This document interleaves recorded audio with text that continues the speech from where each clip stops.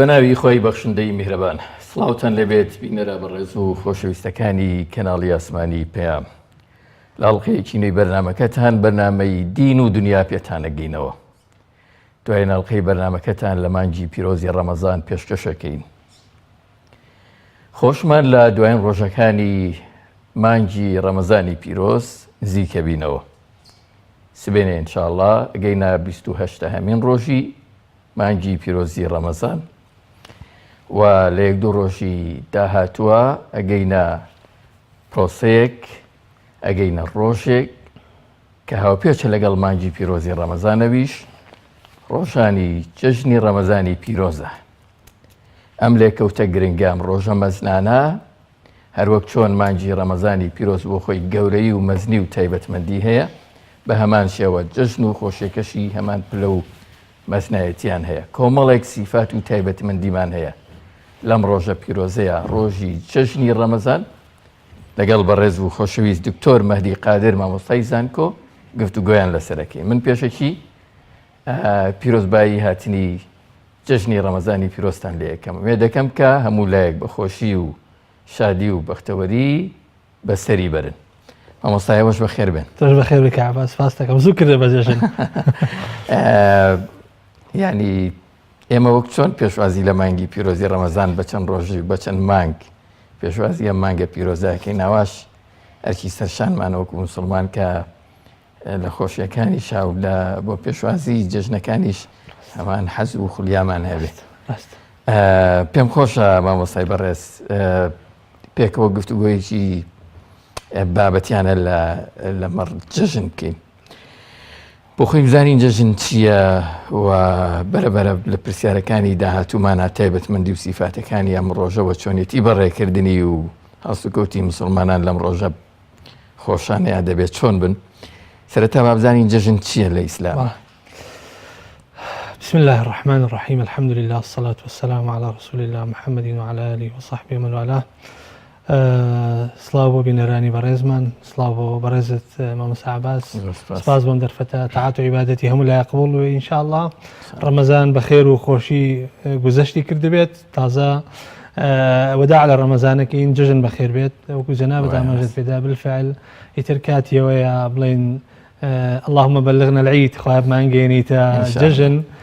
تەمان دوای جەژنیش بێگومان کۆمەڵە دەرفەت و وێزگەی تر هەیە بۆ ئینسان لەگەڵ خۆی خۆیان بەردەوام بێ. شەشەڵانە، ئەیام البیضە، یعنی ئینسان لە خوا نابچڕێ بێگومان. بەڵام دڵخۆش بوون بە هاتنی جەژن وەکو کۆتایی هاتنی تاقیکردنەوەکان وایە. خوێنکاری قوتابیە کاتێ چێتە هۆڵی تاقیکردنەوە خۆ نابێت لە تاقیکردنەوە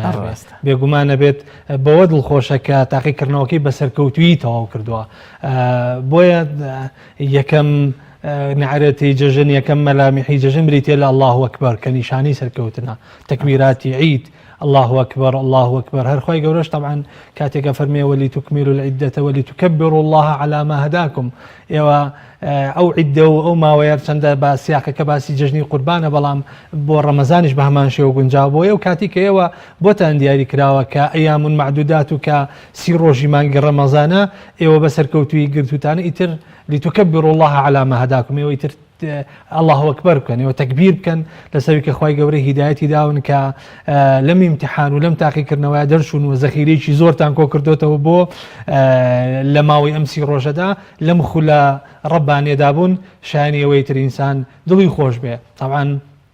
دل خوش بون بروجو هراويك ججن دروسك كاتك بيغمر عليه الصلاة والسلام فرمي للصائم فرحتان إنساني روجوان دو دلخوشي توجبه دلخوشي كانوا كاتك الروجوكيش كاني خورماكا سيدن خورماكا خوالا قلاوك بالفعل زوج وطلي خوشا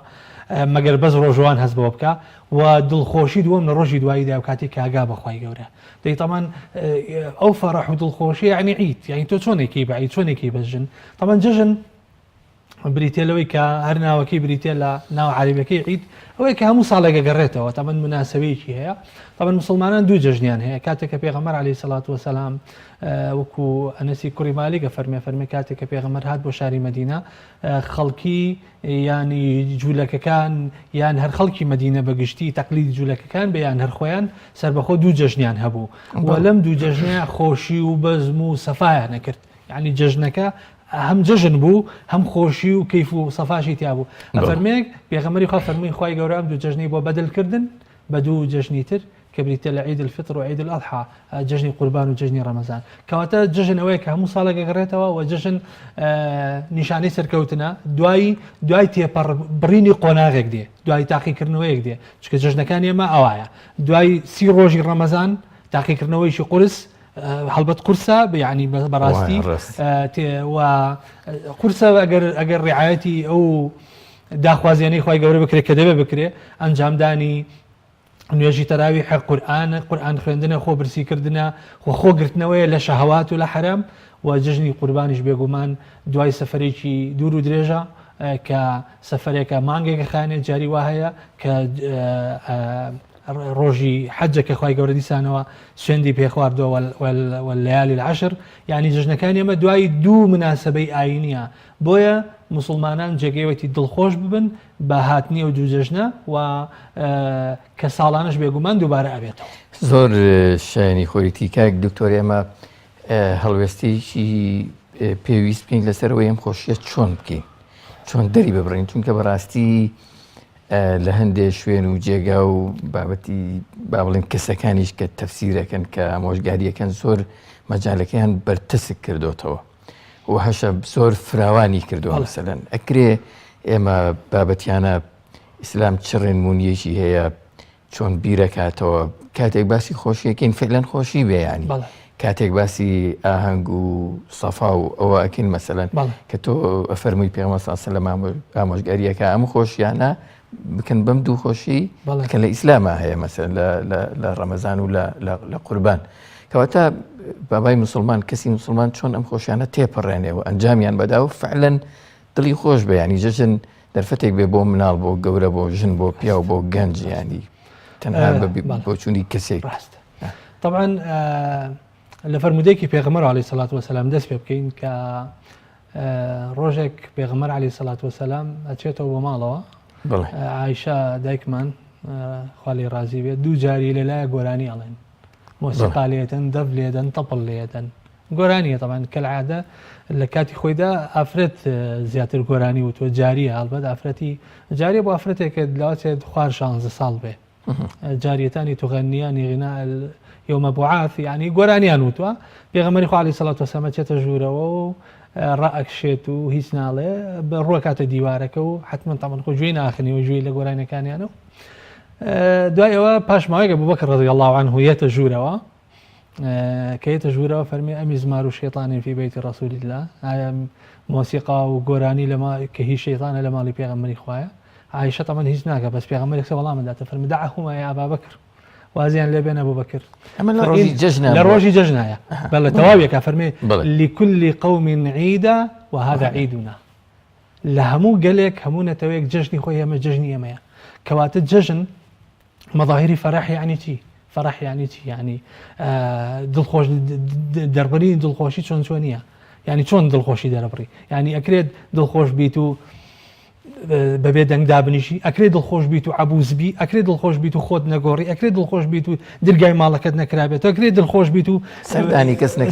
کەسێ نەکەی ئەکرێت دڵخۆش بیت و پێ نەکەنی ناکرێت یعنی طبیعەتی دڵخۆشی کە عولەمای نەفس باسێکە ئەم دڵخۆشی حاڵەتێکە لە نەفسی ئینسانەیە بەڵام لە جەواریح و لە ڕوخساری ڕەنگە هاتەوە ئەبە بێگومانە بێ ڕەنگ باتەوە جا طبعا تۆ ئەم هەر ئیعلانکردنی الله ئەکبەر هەر الله ئەکبەر خۆی دروشمێکە بەم لەحن و ئاوازی کەورێت ئەوترێتەوە ئەمە بێگومان بریتێ لە چی بریتێ لە گەورەترین دڵخۆشی بۆیە شێخی ئیبن حەجەر کە ڕافەکار و شەرحی صحیحی بوخاری کردو فەرمێ مسلمانان بەلایەنەوە باشە کە خۆشی دەرببڕدرێ لە جەژنەکانە دەربڕینی خۆشی تەمان ئەم خۆشیە بەچی زەبتەکرێ بەچی دیارەکرێ بە دابوونەریت باشا يعني طبعا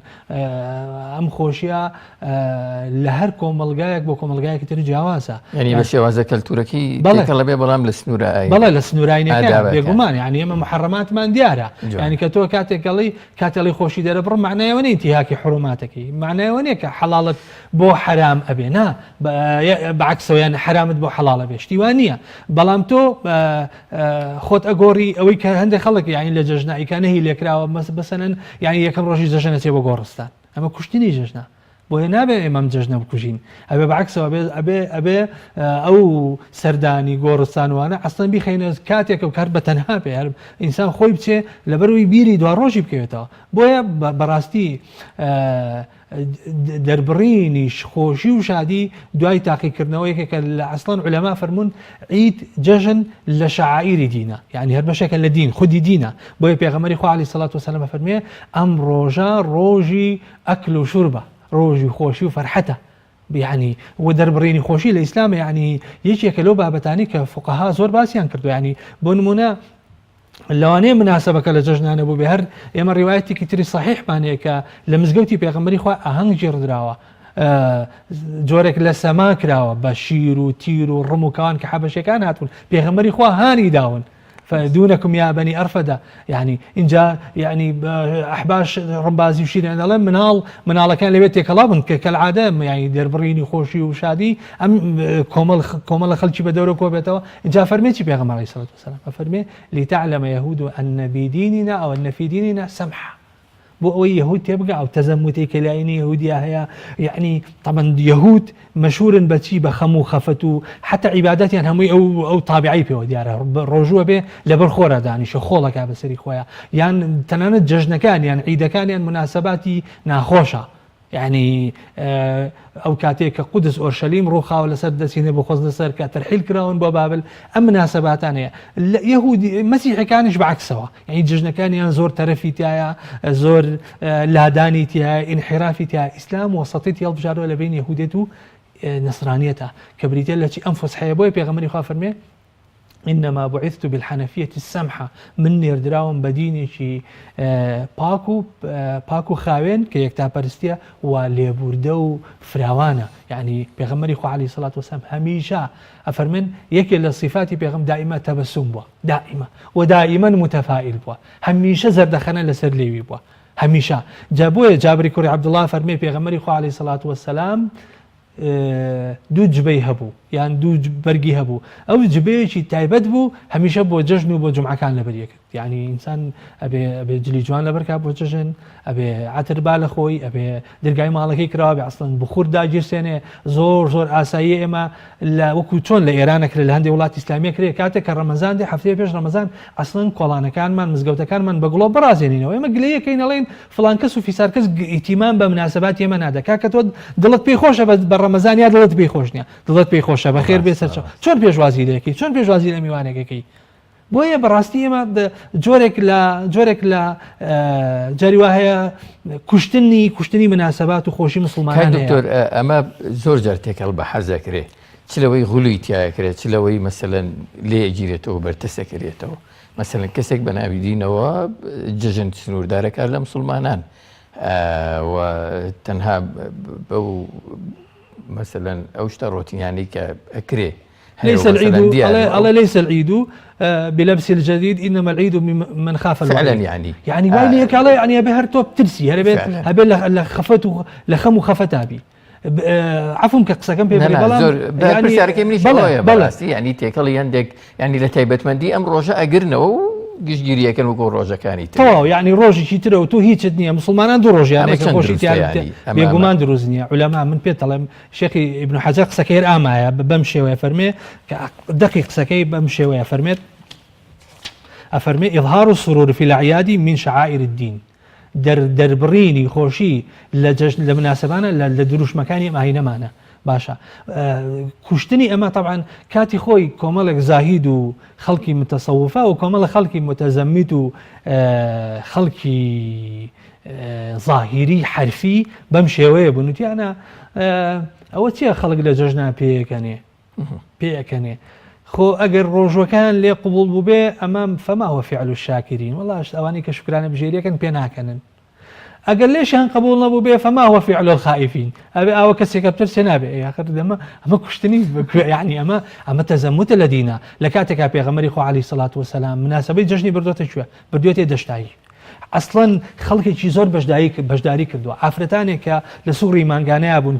كمناليان بو كومل حالت بو منالان بجداريان كردو لساحي شي غوريكات تو دي قد بدا لبياني ججنا صدان كس وهزاران كس بسنه دشتايك ولا بسنه غوربانيك بسنه ملعبك ياري وكو ياري جايك باشا كوب ابنو مناسبه كانوا بيروز بايلي يكتب كان باشا الله اكبر كان دنيا الله اكبر برز بيته ام لا يكتر ما كانوا كالصحابه وين كردوا وتينا تقبل الله منا ومنكم خوي قالوا لي يمشوا لي وش يقبلك ايه اما لقلوا ايه قريتو كانسان عبوسا قمترير بي اصلا انسان لقيامتي شكاتك مسلمانان دعاء كان الخوايا بنات في يقرين انا نخاف من ربنا يوما عبوسا قمتريرا خوايا ما بنات في يقرين لروجك روجي شي كروجك صعبة قرصة تشاو كانوا رخصارة كانت يا قرجن تيا أترسن خوي قرا فرمي فوقاهم الله شر ذلك اليوم ولقاهم نظرة وسرورا يعني لما ظاهري بهاشت أميا دوشت يعني هي كم نظرة دمتشاي عن قشة بيتوا بيستيان قشب وسرورة أصلا خوشي دربرينو يجي لسي ما كاني بهش كتبئن بهشتا لدنياش أبو إنساني مسلمان دروز بكري بريتيا لها دربريني خوشي وينقلب إلى أهلي مسرورة يعني بيتو أبا راسي بخوشي بقريتو بنا مال الله يفوت هاش أنا بس لقيامته باشا بلام دربريني خوشي دربريني فرح يعني باش هيك لا شاعري ديني اما نابي وبكجري يعني بداخوا اما زور جار طبعا بويا اما بتايبتي اهلي سنه بهمو مدارس كان يوم عباس يعني لزوج تاع باشك شدايا تو بزان شيعة كان لمردن لمرك شورشي كان دروس كردوا لمرقي حسين اخ شورشي شي قوي عند دروس كردوا لشين تورا لشين لكشتن لخوين شورش دروسكي هستانو دروسكي اما لولادتك الرسول الله مرق دروسك كابرادت لكنالي شراغان وخوا شاهده من خم ببلغ لاما لروجي لدايق بوني بيغمري خوا وتاري دابا زاندوا بيم سير مسلمانان امرو يادي مولوده كان خو امرو روجي مردني شتي يا اخي عزيزكم اقل امر روجي وفاتي شي بيخو روجي لدايق بوني شتي اخو اصل نعم امتي تعزيبين ام يعني خو يقرا فلا تهينوا ولا تحزنوا يعني اصلا نهي كلا ولا حزن نهي كراوة يعني نهي لكراوة بيغمري خوا يجي لوش تاني كبناي بيقرطو فرمي اللهم إني أعوذ بك من الهم والحزن توصي كراوة بزر دخلها نهي كراوة ولا يعني باشترين إنسان مسلمان أويم يسيروا ولا تعسروا بشروا ولا تنفروا مش دبدا دلتان خوش بيبا بخشنوا روتان قشبي أصلا تبسمك في وجه أخيك صدقة يعني كابريا ويلاتو وهرك عبوسن قمتري ركيك كي ابي بلي خويا فنام دي لم ابراهيم لم عزيزم لم رجاني بينم بطاقته بي براستي بديداري بويا يعني دربريني خوشي كيما دماني خوشي كان كوجين بديل شيء يعني خو استاتو خلق مانجي كي بريك دو ما مسابس يعني دوينه مثلا دوينه شو كشوي بيستحود بو لم كانت انا بدوا خلق لمزقوتا كان بو باشا استا حاليا ما وسا بيش برنامج بس مانكي كياري يعني كوتايب يعني بالوان كان اوروبا تواني هرو جنزاني كلا تلاويح بون لا ليله القدر دان شو ناس سيرياري كنت انا بغلي سيرياري مكا شون كدني اويا يعني يكون مصري كان ساعه لقلبي وساعه لربي ما امر لك الواقع ما تو عمد الخوش انا كمباح النابت الرقي اللي بقري شونك الرقي قلت له خوشي اوكي قال كل شيء ممنوع بتمرغوب اما دروسه به براستي ترتو بويا يعني بيستك بتايبتي حزب اسلامي كان كچونك دروش ميان بريتيلا زيندو كرنوي شعائر ديني ما مستا ابي كومالك بروجه هبه بو اصلا بديلي اما هنگ خزانيني كباتا كاك دكتور روايه يعني گنجك منالك جوليك كچيك جينيك بياويك بۆپەڕی لە چوارچەوەی ئەو توانایی کە هەیەی با بڵێ خۆی بگۆڕێ خۆی بڕاستێنێتەوە دڵخۆش بێ بگەڕێ مەسەلەن کەیف کا لە جەژنی ڕەمەزانە لە یەک دوو ڕۆژی داهاتووە با بڵێ ئەمە ڕەوایە و هیچ ئیشکالی ئەگەروانەکە گونەهبارە ئەگەروانەکە یعنی سەرکەوتووە سەرکەوتو نییە ئەگەروانەکە یعنی دۆڕاوە يعني كسك مامستا كسك كسر أكوي باشا هل بيغمري خا فرمي فأما خواي جورا فرمي أواتيك خوين موا اسمه سري فأما من أوتي كتابه بيمينه فيحاسب حسابا يسيرا وينقلب إلى أهله مسرورا باشا كتابه يشوي هري دنيانيا تو بهم كتابه الخوشي تو أمره يعني يكم روجي ججني رمضان تو سي روجي رمضان تبركدو يكم الحمد لله كخواي جورا تمني شي بيداوي بيج رمضان وفاة النكردو طبعا هو مهمه كاتك علي اللهم بلغنا رمضان خواب مانجيت رمضاني خواب تمنيش مان بيتي همش لخدمتي مان جابين باشا كتو تشالاشي كد انجام داوا كتو سي روش هول الداوا لخداي خود نزيق بي پیغمبری خو علیه الصلاة والسلام وای نکردو پیغمان وای کرد گشتو نتیک بونی خوشیان خویان گوریوا اصلا ما وصا عفوا او قصه كم وي بيشم طاونه كد بروجي كبو هرچند بشتيچي برتسك بو يعني تنكسك بيسا شتيچي زوزو باش بو ميدا كم فراوان ترببه وببيت بروجي كر يعني هم خلقي او خلقي مسلمانه تيدي بك اهنگي خزاني بو خزاني مسلمان يعني بون من امكم والله هنرمندي مسلمان هنرمندي وكالبي هنرمندي اسلامي هنري اسلامي دبل الججنا كان من دبت اهنگي خزاني ساز بكري شلون خلق اهنگي خزاني هي بنا شرعي بايما بوشي يعني من الله اما بديلك ايمان بتو بديل النبي ما وصى بابا امره سدمي بديل ندي خلق الرب وحرامك تو حلالك هي مجاليتها اما كم الله دوست احبابين كوبين او هنرمندي كده خوش بانكين دو شعري جخونين ودو قصيده جخونين قصيده برده خونين وصفي رسول الله شكين باسي ايماني شكين ودو نكته قصي خوش جيرونه كبيغمبر اصحاب كردو يعني بويا بلم حالتها بيقومان مسلمانانش دلخوشه بن وهم گنجکانش ما نگرین گنجکان ما خلقی در نایبا بيبابو كافتريا بيبابو تلياك بيبابو نيرجل جشان يعني تو بديل النبي براسي خلق بديارته ودانانش بديار دينكته ودان ديني اما ديني فصحته ورحمته ديني زحمه دنيا بويا براسي كاتي خويك بتايبتي لتركيا لدولة عثمانية مظاهيري عيد وبيجوازي كردن لججن لرمضان ولمانا مراسمي زور تايبتي بوساس كراو اعلان كراو استش مراسمي تايبتي يعني هي يعني حقي خويتي سرودي تايبتي تاج السماي تايبتي تاج حقي خويتي ما مصا يعني مش انا مخالفي ديني يعني لمباحه ليش مباحه كان يعني خويا ما انسان ناتواني بسوس يعني ما بو رمضان معناها ديقر خويا جوره هميشه وكل رمضان خو ما مقرتاته خويا جوره رمضان يكر بدوان زمان بوچی پێنج نوێژمانی خۆ من ناکرێت هەمیشە لە نوێژابین ئەسڵەن ئیمان ساعەت ومەساعەیە و کاتێک ئێمە لە مزگەوتە دانیشتین جیاوازین لەو کاتێکە لە بازاڕین كاتك تو أمل خلق قد غاك يعني جوای ليكي أم خوشية أكوجي لخلق بيجومان يعني كاتتو بابا تكد الخوشني كاتكش كد الخوش من الخوش شلون داري بري بيجومان مو مسا كاتك خين كارك الخوش تشبلي بولي أدري كاتك زرقوت نكري كاتي أريزانك جولك كهوارك باشا كاتك خوين كارك شهادكي وركريتو برزكات ولا درتشم اي باشا بيا زحمت يا ما شلون خوشي من دلورين الله اكبر كاين الله اكبر الله اكبر بيجومانكم الله خوشي تريشي لتشارشوي مباحه وجناب الفرمو يعني من ويسم برسالة سلوكم وزور جاريج لخلقين بيستوها يعني التزامك التواوي بالرجوع عبادة كان ما جرى رمضان ويا خوي ما ندو كردو بس حزل ججناك پێ خۆشە مەسەلەن ڕەمەزانەکەی تەواو کات و چوزانم لە ماڵەوە دانیشێ بخەوێ بای کۆتی دەرەوە بکات چوزانم بای لێگەڕێ لەو خۆشیە بەشداری مسلمانان ناکات من زۆر جار لەوانەیە نازانم جەناب البیستێت هەیە پێی خۆش نییە مەسەلەن بەشداری جەژن حەزم لە جەژن نییە ئەمە تا چەند دێتەوە لەگەڵ کەسی مسلمانە کەسی مسلمانی ملتەزیم يعني بتأكيد گوناهبارە يعني دڵخۆش نییە بەم مناسبەیە من عرضم کردی علماء ئیسلام زانایان لەمەدا کۆدەنگن کە جەژن لە مەظاهیری و لە شاعیری دینە يعني بەشێکە لە دین خوای گەورە فەرمێ وەلیتوکەبیروا الله عەلا ما هەداکم بەشێکە لە پێغەمبەری خوا تەشریعی کردووە عیدیش بەشێکە لە شاعیری دین يعني بەشێکە لە ڕەمەزان بەشێکە لە جەژنی بەشێکە لە حەج كاتك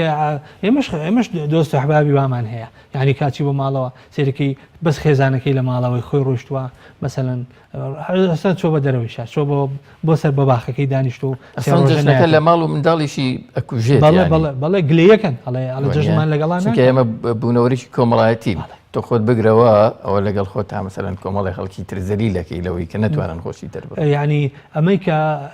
كريني نقلو تشكليت وشيريني وشربت وامانه كدانري وانسان خويا غوري ومالكي بون خوشكا اما كاكا معرفه مدابو نريتا اما مخالفي شرعنيه اصلا قرمنكي مخالفی ئەو قسانەیە کە عولەما فەرمویانە بەتاکید یعنی دڵخۆش نیت بەو سەرکەوتنەی کە کردوتە چونکە هەموو سەرکەوتنێک پێویستی بە ئاهەنگگێڕانە بە شێوە شەرعیەکەی ئەمەڵین بێگومان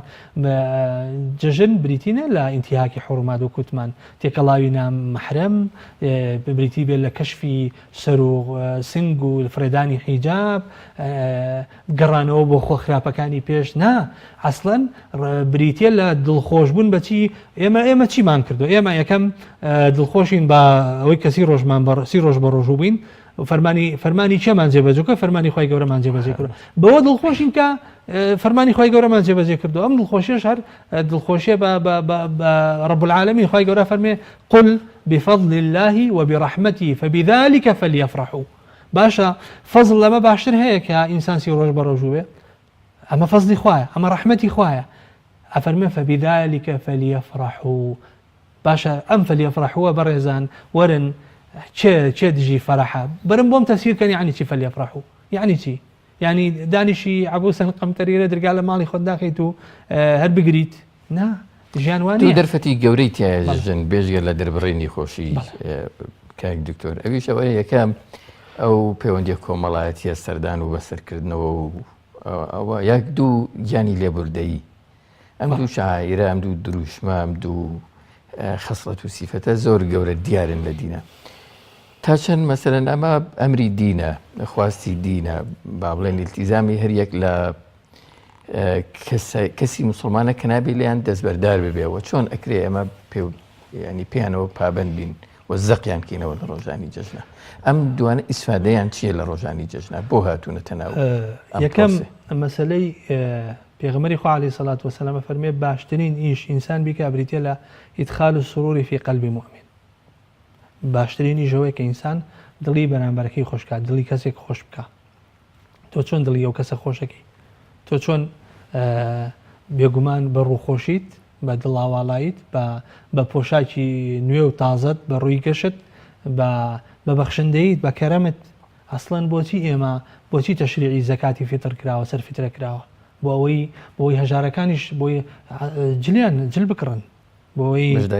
بەشداری جژن بکەن خواردنی خۆش بەڵێ خواردنی خۆش بخۆن باشە خواردنی خۆش بەشێک نە لە فەرەح و خۆشی بۆ یعنی ئەسڵەن بۆ عولەمانی ئیسلام فوقەهای ئیسلام دوایە بە باشیان زانیوە کە زەکات لە مانگی ڕەمەزانە دەربکرێ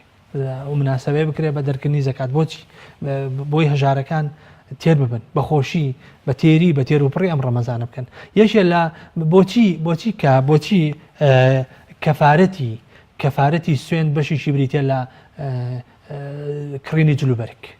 ئەسڵەن پێغەمبەری خوا عەلەیهی سەڵات وەسەلام هەر لە باسی جەژنە ئەفەرمێ ئەو ئافرەتانەی کە تەنانەت ئەو کچەی کە لە خەڵوەتایە لە تەمەن کچان کاتی خۆی وابوون نەهاتوونەتە دەرەوە شوێنێکی تایبەت بەخوانە بۆ خەڵک کەمتر بینیونی ئەفەرمێ تەنانەت ئافرەتانیش پێویست دەکات لە خەڵوەتگاکانیان بێنە دەرەوە بەشداری نوێژی جەژن بکەن ئەگەر بێنوێژیش بن فەرمویان ئەگەر جلوبەرگێکیان نەبوو فەرمووی با بچێ جلێک پۆشاکێک لە خوشکەکەی قەرز بکات و لەبەری بکات و بێتە دەرەوە ضرورەتی هاتنە دەرەوە زۆر زەق کراوەتەوە ئەسڵەن ئەم ضرورەتە ینی مامۆستا عەباس ئەوە نییە ینی باسەکرێ زۆر جار باسی ئەم ئافرەت و پیاوە زۆر هینەکرێ زۆر بارزەکرێ ینی من تەسەورەکەی پێغەمبەری خوا عەلەیهی سەڵات وەسەلام ژن و پیاو لە مزگەوتی پێغەمبەری خوا دانیشتۆ ڕاستە پیاوان لە پێشەوە ژنان لە دواوە بەڵام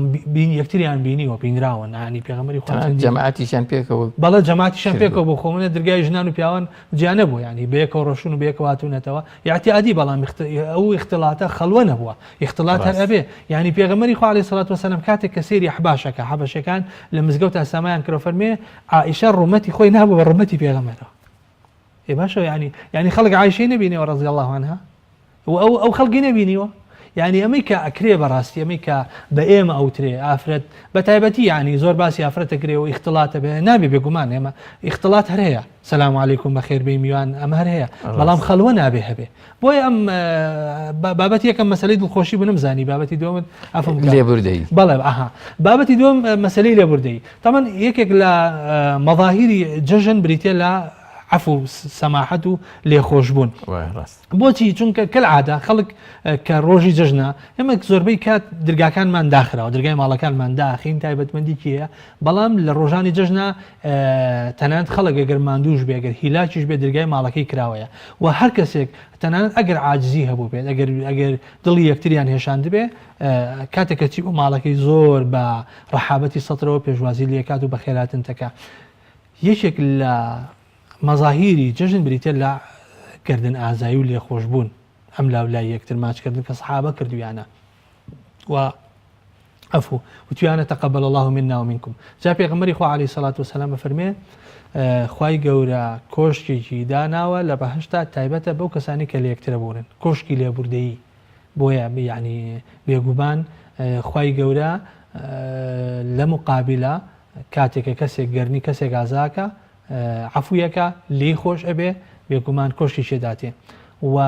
ئەو دوو کەسش کە بەیەکە و قسەیانێت تا 3 ڕۆژ بۆ سەرەوە پێغەمبەری خوا عەلەیهی سەڵات وسەلام فەرمێ خوای گەورە لە هەموو کەس خۆشە بێ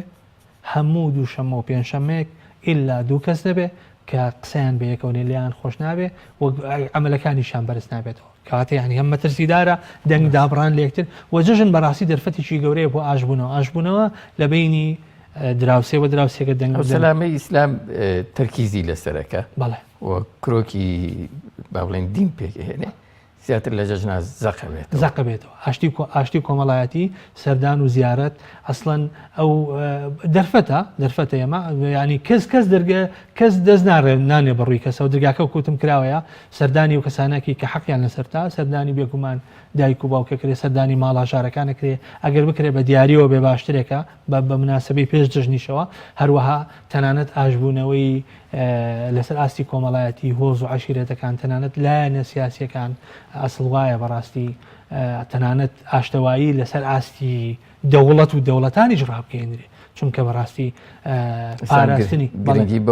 بە ئاشتەوایی کۆمەڵایەتی لەسەر ئاستی وڵات و هەرێمی بەڵێ یعنی ئێستا بۆ بە دابوونەری زۆربەی کات حتاتان لە کاتی جەنگیشە لە ڕۆژانی جەژنە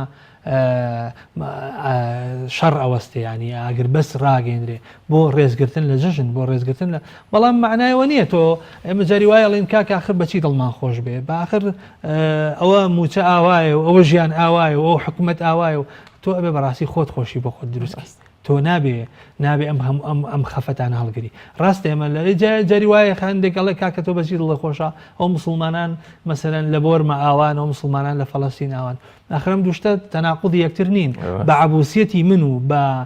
ئەوەی کە من دەرگاکە لە ماڵەوە داخەم بستێ لە خاکی مسلمانان ڕزگار ناکرێ ئەو بەوە بێت یارمەتی مسلمانان بیکات کۆ ببیتەوە و دوای ئەڵڵاهو ئەکبەری جەژن و بڵێ عادی مسلمانان با هیمەتێ بکەین زانین چی بکەین ڕاوێژێ بکەین خۆ بە خەم و خەفەت ئینسان ڕزگاری نابێ بە پێچەوانەوە جا طبعا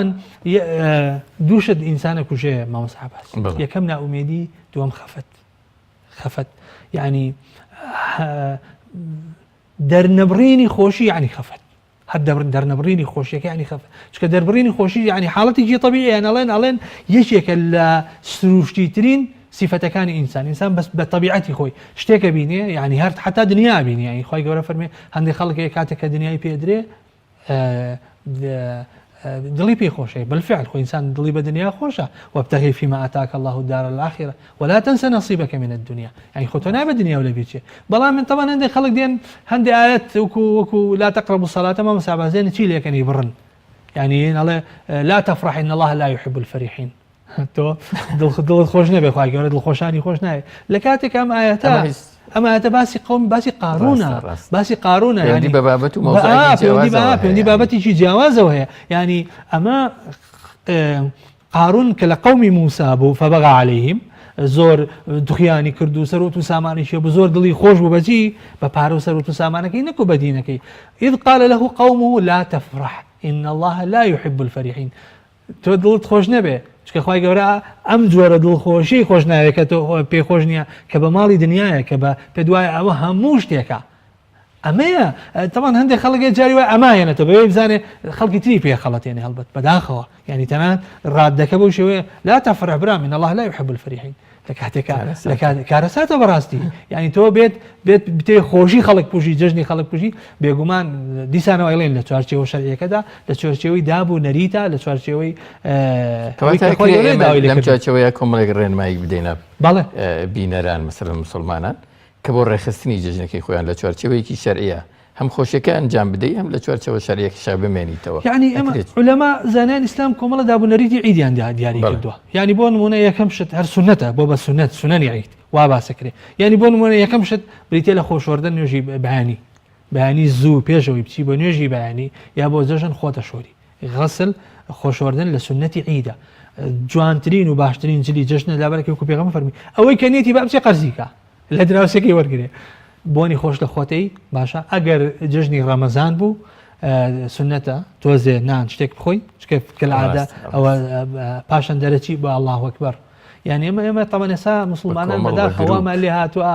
وامە لاتە لە مزگەوتیشا لە ژێر لێەوە الله ئەکبەرەکەین بەداخەوە لە کاتێک ئەمە هەفڵەن دەرنەبڕین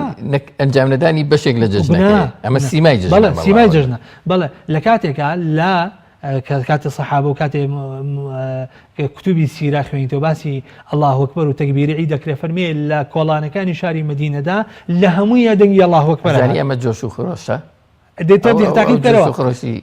تاقیب کەرەوە مامۆستا عەباس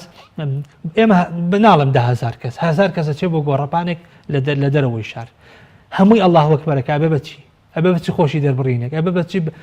بۆ ئاوازانەی کە هەیە بۆ ئاوازانەمە جۆرێکە لە ئیعلام و ڕێکلامیش بەوەی ئەوەی کە نەیزانیوە بیزانێ کە هەڵنەساوە هەستێ بێگومان ئەوەی کە نەهاتۆ بێت ینی اینجا طبعا تۆ دیت ئەفەرمێ لەو ڕێگای کاچی بۆ جەژن لەو ڕێگەی کاچی تاوان ئەبێ پێشتە زەکاتەکەت داوێ و دڵی کۆمەڵی خەڵکت خۆش کردبێ باشە زەکاتی سەرفترەکەت دابێ لە ڕێگەیەک و ئەڕۆی بۆ مزگەوت لە کۆڵانەکەی ترەوە وەرەوە باشە و کاتێک یاگەیتە یەکتر یەکێکی تر بلیسە لە دوعای خێر بۆ یەکتر تەهنیئە کێکێک لە سنەنی عید کە سەحابە وتیانە تەقەبەل الله منا ومنکم خی گەورە لە ئێمەش و لە ئێوەشی قبوڵ بکە ئەمەیان کردووە و هەروەها گەڕانەوە بۆ ماڵەوە کاتێککە گەڕیتەوە بۆ ماڵەوە یەکەم کەس کە پیرۆزبایی مناسبەی جژنی لێکی خێزان و ماڵ و مناڵتە داوای گەردە نازایان لێکی دەستخۆشی لە خێزان تەکەی لە کەس و کارتەکەی کە لە بەتایبەتی لە خێزان کە شایانی دەستخۆشیە شایانی سپاسە کەم هەموو هیلاک بووە لەگەڵ تۆیە کە پارشێوان و ئێواران تانی پیا بە تایبەتی پیاوان دانیشن خێزانەکانیان لە کۆمەڵگە ئیسلامیە خزمەتەکرین کە بەڕاستی خێزانەکانمان شایانی سپاسن کات و دەبێت داوای گەردە نازایان لێ بکەین داوای گەردە ئازایی لە دایک و باوکمان بکەین هەروەها گردن ئازایی لە دراوسێ و لە گەڕەکانمان بکەین و پاشانی تر بە بابەتی سیلەی ڕەحم دەست پێکە و تەمان لە جژنی قوربانە ئەوەی کە جیاوازیە مەسەلەی قوربانیکردنە ئەوەی چێتە سەر کە مسلمانان پێویستەکە دیسانەوەیش هەر بۆ چییە بۆ دڵخۆشکردنی هەژارانە بۆ ئەوەیە کە مەظاهیری عیدەکە زیاتر ببێ و بۆ ئەوەی جوولەکەکان بزانن کە لە دینی ئێمە مەڕەح و خۆشی هەیە و دڵخۆشی هەیە و ئێمە وەکو مسلمان نابێ خۆشیەکان پوژی نابێت هاتووە ڕێکی خستووە لە چوارچەوەی ئەدابێکی ئیسلامیە خۆشیەکانی ڕێخستوەگین نەسر ڕەفزی نەکردوون بەتاکید ڕەفزی نەکردووە ڕەفزکردنی خۆشی دەربڕین لە جەژنە کوشتنی جەژنە کوشتنی ڕەمەزانە و کوشتنی ڕۆحی ئینسانی مسلمانە چونکە تۆ گەر بە شتێک دڵت خۆش بێت چیەکەی ینی چۆن خۆشیەکە دەرەبڕی هەر بەڕاستی ینی من نازانم کاتێکی ئینسان سەرکەوتنێکەکە کاتێکە کارێکەکە پێی وایە ئیشیشی کردووە بێگومان یانە بێ هاوارکی یانە بێ پێ بکەنی یانە بێت ئەبێ شتێ بکەی بێگومان ئەم خۆشی دەربڕینەش ئەوەیە بێگومان بە عیبادەت حسابە بە عیبادەت حسابە وەکوڵین ینی ئەمە محەڕەماتمان دیارە هیچ کاتێک لە جەژنە حەڵال نابێ پیاوێک تۆقە لەگەڵ ئافرەتێکا بکە بە هیچ شێوەیەک هیچ کاتێک حەڵال نابێ لە جەژنە خوشکێکە لە ڕەمەزانە حیجابی کردووە لە دوای ڕەمەزان حیجابەکەی لابەری بابەتەکەەوە نییە ئەگەر کەسێک لە ڕەمەزانە خوا هیدایەتی دا و ئەگەر جگەری خواردەوە وازی لێبێنێ لەسەر ئەو قەولەی کە جگەرە حرامە جگەرە حەڵال نابێتەوە چێشانەی جگەرە بابەتەکانی تر ناڵم نێرگەلە و مەشروب و خوانەکە شتی ترکەوەیش ئینسانی مسلمانی شاڵە لی دوورە ئەمانە هیچ کام نابێتە ئینتیهاکی حرومات ناکرێ بەڵام لە هەمان کاتیشە نابێ خۆشیەکان بکوژین من گەیشتمە کۆتایی بەرنامەکە ئەگەر شتێک مابێتەوە تایبەت بە جەژن بە خۆشی دەربڕین بە تەوسی دوای مانگی ڕەمەزان و دوای جەژن مسلمانان والله لەخوای گەورە ئەپارڕێنەوە کە عیبادەتی لە هەمومان قبول کردبێ بە کەم و کوڕی و بە ئەوەی کە کردومانە سپاس بۆ خۆی گەورە سپاسێکین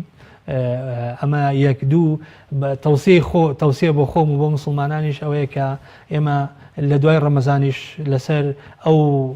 ڕێگە ڕاستەی کە ڕەمەزان بۆمان دیارەکە و خولی کە خولی ڕەمەزان ئێمە داخڵ بووین بەردەوام بین لەسەری خەیر و لە ئەعمالی ئەدوەموها وئین قەلە ئێمە بەردەوام بین ئەگەر کەمیش بێ ئەگەر کەمیش بەردەوام بین لەسەر عیبادات ئێمە دەتوانین دووشەمە و پێنجشەمان بە ڕۆژوو بین نەخێر 14 هەموو 14 هەموو مانگە بە ڕۆژوو بین نەخێر کۆمەڵە مناسەباتی ئینسان تێدا دەتوانێت بە ڕۆژوو بێ و بۆ جژنیش دەرگای ماڵەکانمان بکەین و بەڕاستی جژن گەورەترین مناسبەیە بۆ پتەوکردنەوەی پەیوەندی کۆمەڵایەتی یعنی ئەگەر بکرێت لە سەردانی ڕاستەوخۆ بە تایبەتی بۆ لای نەخۆش بۆ لای هێژار بۆ لای کەسانی کە مناسبەیەکی ناخۆشیانەوە هەتا ئەتیادی من ناڵم مەسەلەی نۆجۆشتانی کە لە کوردەواری هەیە بەڵام بالفعل کەسانی کە دڵیان شکاوە سەردانیانەکەی ئەو کەسانی کە پێت وایە تۆ قەرزاریانی ئەچی ئاشتیانەکەیتەوە هەروەها دەکرێت سەردانی موسسات و دەستگا و بە تایبەتی خانی بە ساڵاتوان و داینگە و کۆمەڵە شوێنی کە مناڵی بەسەر پرشتیایە سەردانی بکرێت و یارمەتیان بۆ بردرێت هەروەها باشترین بەڕاستی بەداخەوەکەیتر لەوەچە دەرفەتەوە نەما بێ حکوومەت گوێ لێمە بگرێ باشترین شتیش کە بۆ خەڵک بکرایەوە بوو بەڕاستی موچەی هەموو خەڵک دابش بکرایە کە ئەمە ینی دەبواە گە پارە قەرز بکرایە موچە بدرایە بە خەڵکی باشتر بوو ینی زمینێکی دڵی خەڵک خۆشە بۆ چەندە 3-4 وەزارەت وەریان گرتووە بەڵام بەڕاستی ئینشاڵڵاوانی تریش وەرەگرێ منیش پیرۆزبایی جژن لە مسلمانانەکەم ئەم دەرفەتە بقۆزینەوە بە ڕووی خۆش و پێشوازی بکەین و دوعای لێخۆشبوون و لێبوردنیش بۆ خۆم و بۆ بە مسلمانان شەکەم خۆی قبولکەین لەکەم و کوڕیمان ببورن. زۆر سپاس بەڕێز دکتۆر مەهدی قەدر مامۆستای زانکۆ زۆر بەخێر بێن دەستان خۆش ببینە لە بەڕێز و خۆشەویستەکان هاتینە کۆتایی ئەڵقەی ئەم جارەش هەر شاد و لە خۆشی و کامەرانی دابژین خواتان لەگەڵ.